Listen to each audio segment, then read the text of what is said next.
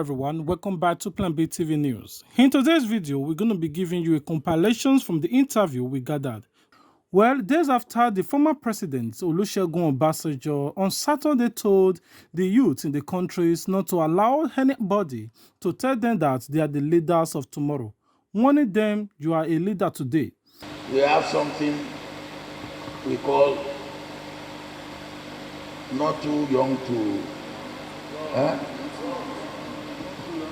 not too young to run, and those that are running are 80s and 70s.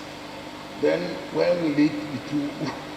He, however, added that the problems of Nigerians is that those that are running are over 70s and 80s, and the amount of money they spent in running politics, except they steal money, that they can never do their job legitimately because of the amount of money they spent in politics during campaigns.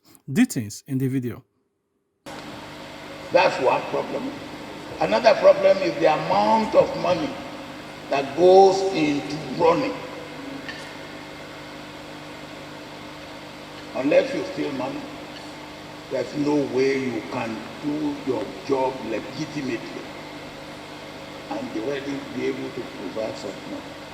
Chairman of Dialogue Group, Mehdi, Shehu, who maintained that the former president Olusegun Obasanjo visits to the prominent personalities in the north is to sell his candidates, flag bearers of the Labour Party Peter Obi in the north ahead of the 2023 presidential elections. Details in the video. And sinker, when documented history is there, gazetted, the role he played in leading Igbos to what they were then 20, 30, 40 years back.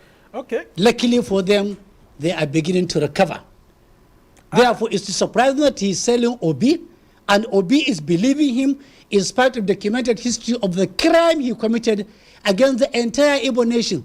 Maybe he has meditated, maybe he has prayed over, maybe he is lamenting. Exactly is wrong with Obasanjo seeking the support of the North for Peter Obi. Isn't Peter Obi Nigerian enough to deserve such a support?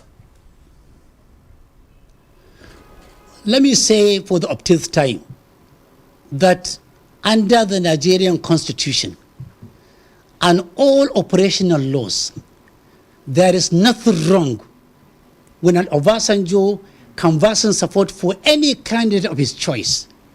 There is nothing wrong with an Obi aspiring to become the president of Nigeria. But then there should be a parameter, a yardstick, and a measurement of assessing whether these people are what they said they are, and they are competent enough, and they have the good conscience to sell and to promote. Let us go to Obasanjo. If Obasanjo is coming to the north to seek for a partnership, to sell a candidate, to aspire to promote, protect, and project an Obi, there are relevant questions that we need to ask him. Under Obasanjo, he destroyed the entire economy of the north. Today, nobody can convince any northerner. The consolidation of the banks, which saw the total extinction of all commercial banks of northern origin, because we could not raise the money, because we don't have those type of money to sustain a bank of 25 billion naira then, was done deliberately by Obasanjo to bring the north to its own knees. A clip on NTA. South-South Elders Forum, South-South Christian Forum, and two prominent Southerners went to Obasanjo live on NTA, and they asked him, Mr. President, this money is said to have been stolen by our son. Does that money belong to the federal government or to the state? Obasanjo said, the money belongs to you. They said, he is our son. We have forgiven him. And he never appeared anymore. Not only that, during the Air-Aduas regime, he became one of the most influential politicians in the history of Nigeria. And he is still alive and still influential in the politics of Nigeria. Yeah. This is the makeup of Nigeria for you. Yes. If the presence in the north, in terms of their physicality, in terms of their business, in terms of their socialization, in terms of everything. If we are not accommodating, if we are not forgiving, if we don't look other side, if we don't turn the cheek, they wouldn't have been here. We have turned the other cheek. If you tell us how many cheeks, we turned the right one, it was slapped. We turned the left one, it was snapped. We kept on turning the invisible cheek of love so that Nigeria can remain peaceful. North is very accommodating, it is very tolerant.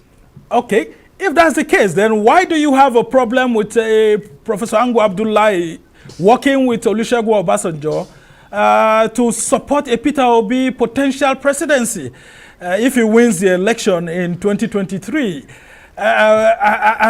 Don't you think that by taking this position, you're sending the wrong message that someone who is a Peter Obi from the southeast should not be easily accepted by northerners?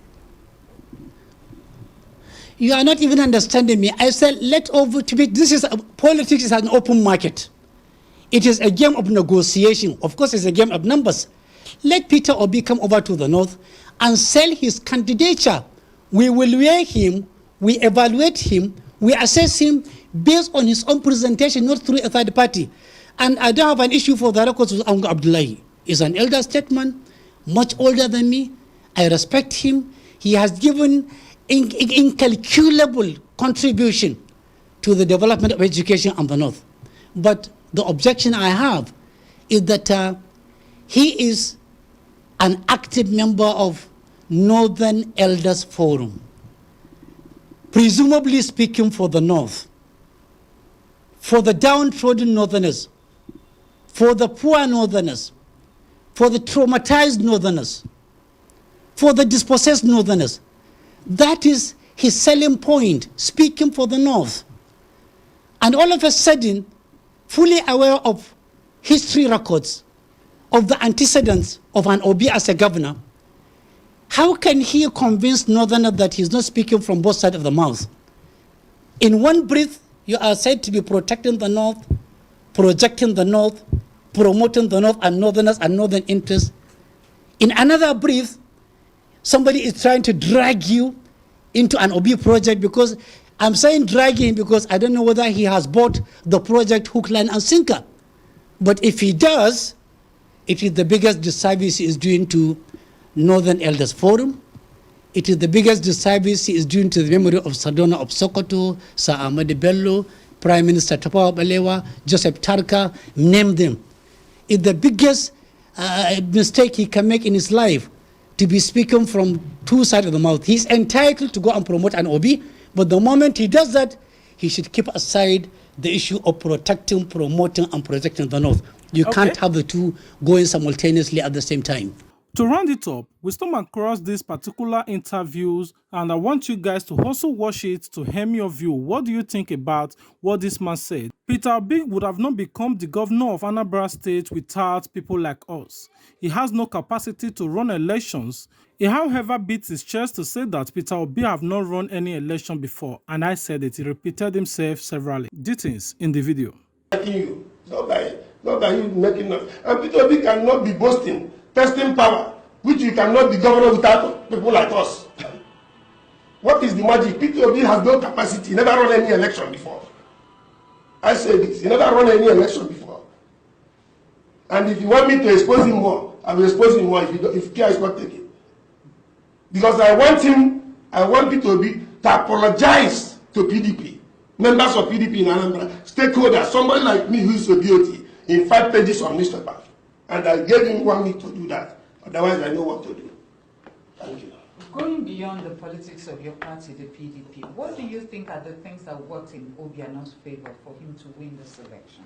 Number one, I want to tell you something. Obiano is a good man.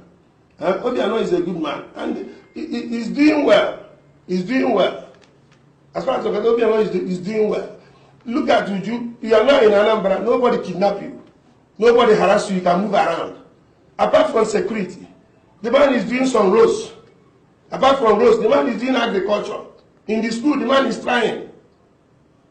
So the man have done perfectly well for the three and a half years, going to 4 years. So it's because of Obi having problem with. I have had that issue, that type of issue before in Nigeria. You know that between me and Indige. I have had the same issue, but I don't deceive people. And to say I know how I handle my own thing. I did not consume anybody. I did not scatter the party. I did not mess up the party. Obi is not a party man. Don't you see Obi parading himself in the TV every day? Say that he has one watch, one shoe, one. If he's a lecturer, he can't do your lecture. Thank you. Chief, would like to thank you. Thank you. So much time. Thank you. I've not seen you explode like this. No. This thing is terrible. I'm telling you. What I'm saying is that they should watch all these people running for this chairmanship and give us the best chairman. This one they are talking to take over from APC 2019. It cannot be possible unless we get the best chairman. And chairman who has capacity, chairman who has vehicle before. You have to go around to talk to stakeholders. And this party, people have been nurturing this party.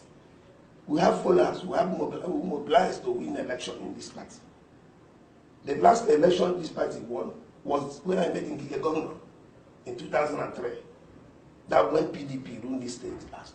Since that time was a lot of impunity. A lot of impunity.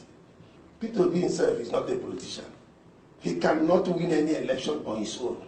He has no capacity to win any election on his own. For Jonathan to look at Peter Obi and appoint him to be the coordinator, that is the first accident PDP got. And secondly, why my heart is bleeding is that if you look at this election, a party like Opoga won us in the 21 local government, including Peter Obi's local government.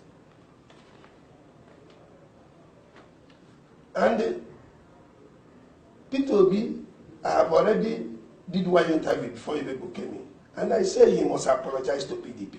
And why I'm saying this is I'm a BOT member of this party up to today.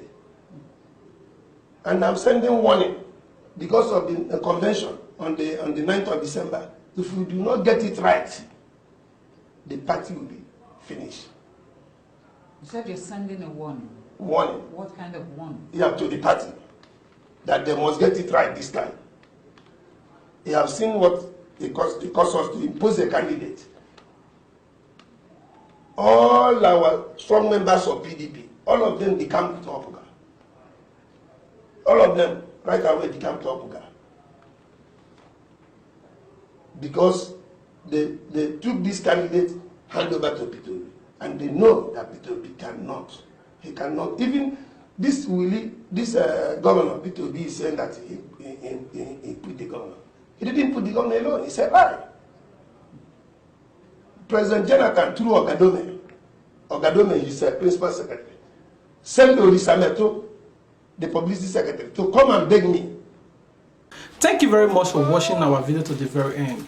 If you are our subscribers, thank you for always coming back to watch our videos from Facebook, from YouTube. We really appreciate everyone that is supporting us.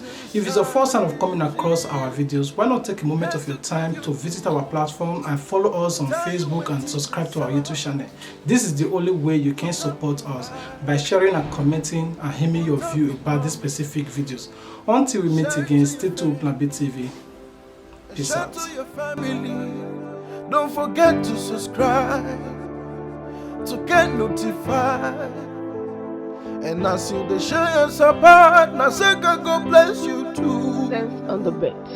Plan B TV, Plan B TV, Plan B TV. Oh, Plan B TV, Plan B TV, Plan B TV, Plan B TV.